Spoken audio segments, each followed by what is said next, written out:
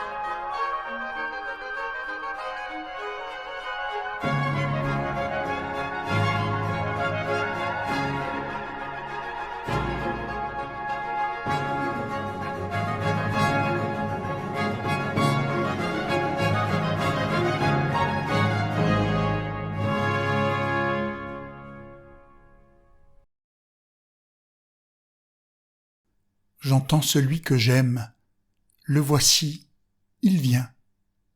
Il bondit sur les montagnes, il saute sur les collines. Et maintenant il me parle, il me dit « Lève-toi, mon ami, ma belle, et viens ». Qu'ils sont beaux sur la montagne, les pieds de celui qui est porteur d'une bonne nouvelle. Il annonce la paix, le bonheur, le salut. Il dit « Ton Dieu règne ». Chantez au Seigneur un chant nouveau, chantez au Seigneur terre entière. Allez dire aux nations, le Seigneur est roi. Joie au ciel, exulte la terre, car voici, le Seigneur vient. Chantez au Seigneur un chant nouveau.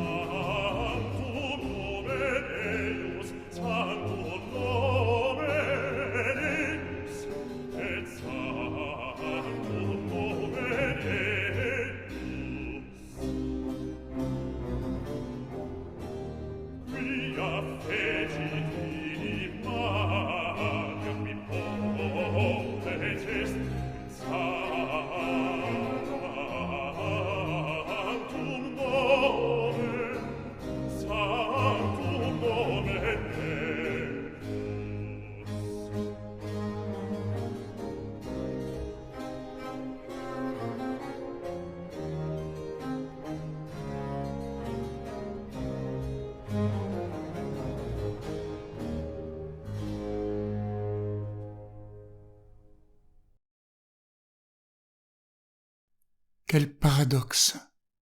Le psaume pour Noël commence par l'invitation à chanter au Seigneur un chant nouveau. Mais à Noël, plus que jamais, on chante toujours les mêmes chants, archi connus. Certes, il ne faut pas confondre un chant nouveau avec de nouveaux chants.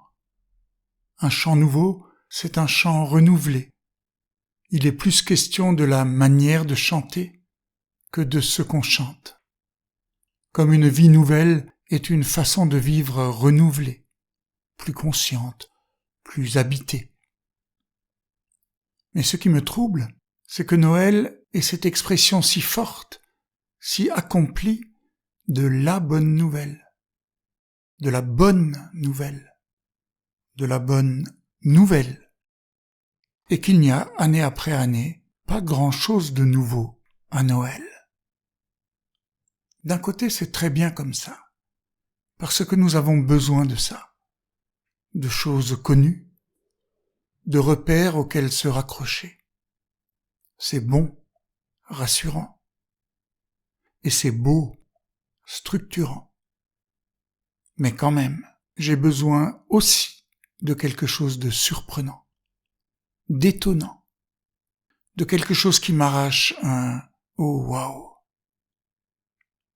Oui, un sapin de Noël décoré avec amour, ou un cadeau inattendu peuvent me faire cet effet-là. Je rêve juste que dans l'église et dans ma vie, il y ait pareillement de la surprise, de l'étonnement, de l'extraordinaire qui suscite un « oh waouh ». Surprise et étonnement font partie de l'histoire de Noël, de bout en bout. De l'annonce faite à Marie jusqu'à l'arrivée des mages à Bethléem, en passant par le tourbillon dans lequel Joseph a été pris, ou par l'expérience des bergers ou de tous ceux qui sont entrés dans l'étable. Et dans toute cette histoire étonnante, bouleversante, on lit toujours à nouveau comment, s'ils sont déstabilisés, les protagonistes tiennent debout, troublés, remués, ébranlés, mais pas renversés. Au contraire, confirmés dans leur espérance et capables de consentir à ce qui arrive. Toujours à nouveau dans la Bible, les événements les plus surprenants sont mis en relation avec ce que Dieu avait promis de tout temps. L'alliance de Dieu, c'est bien la promesse qui, à travers les hauts et les bas de l'histoire, a permis au peuple de Dieu de vivre l'attente comme à la fois bonne et belle, comme à la fois ce qui rassure et ce qui structure. Je pense au Magnificat, où Marie articule l'invraisemblable de ce qui lui arrive avec ce qui avait été dit déjà à Abraham. Et c'est cette articulation qui fait de son chant un « oh waouh ». J'évoque ce qu'on attend, patiemment ou impatiemment, et qu'on finit parfois par ne même plus attendre. Paradoxalement, c'est quand ça arrive malgré tout, au-delà de tout, que la surprise et l'étonnement sont les plus saisissants. ce n'est plus tant ce qui arrive qui nous étonne que le moment où ça arrive, la manière dont ça arrive, le fait que ça nous arrive à nous. Je pense à l'amour. Tout le monde l'espère, l'attend, et puis ne l'attend peut-être plus. Mais comme la vie, comme Dieu, l'amour nous prend et nous surprend. Et tout l'enjeu, pour accéder à une vie renouvelée, c'est de savoir ne pas rester planté là, bouche bée, mais, comme Marie, dire oui. Oui à l'amour, à la vie, à Dieu. Cet étonnement paradoxal, quand se profile l'exaucement d'une longue attente, se retrouve dans ce verset d'Ésaïe.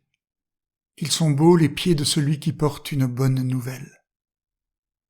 Oui, il y a de la joie à voir venir, même de loin, ne serait-ce que le bout de ce que l'on attend. Qu'ils sont beaux. Cette exclamation est précisément un cri d'amour. On ne retrouve ce même mot hébreu que dans le Cantique des Cantiques. Ces chants d'amour où s'entremêlent et s'enlacent les soupirs de l'attente et ceux de l'exaucement, les soupirs de l'impatience et ceux de la surprise. Qu'ils sont beaux. Oh, waouh! Accepter de se rendre vulnérable plutôt que de se carapacer de certitude. Peut-être est-ce dans cette posture de vie nouvelle que peut surgir de l'étonnement, même devant ce que j'ai espéré depuis toujours. Une posture dans laquelle un vieux choral peut me toucher comme un chant nouveau. Une posture de vie dans laquelle peut de temps à autre jaillir un « oh wow ». Et c'est dans cette posture de vie que s'expérimente ce qu'annonce le messager de bonnes nouvelles. Il annonce la paix, le bonheur, le salut. Il dit « Dieu règne ». C'est quand j'accepte de me rendre vulnérable, quand j'ose me rendre vulnérable, quand je suis libre de me rendre vulnérable, c'est alors que je reçois la bonne nouvelle, que je l'accueille, que je la comprends. Dieu règne. La vie règne. L'amour règne. Oh, waouh!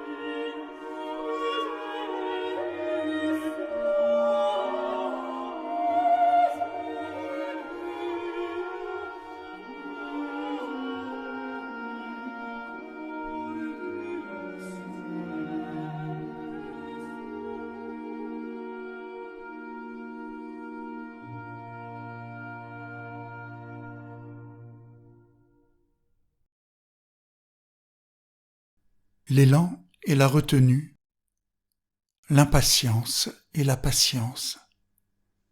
Deux expressions dans une même ferveur, d'un même amour.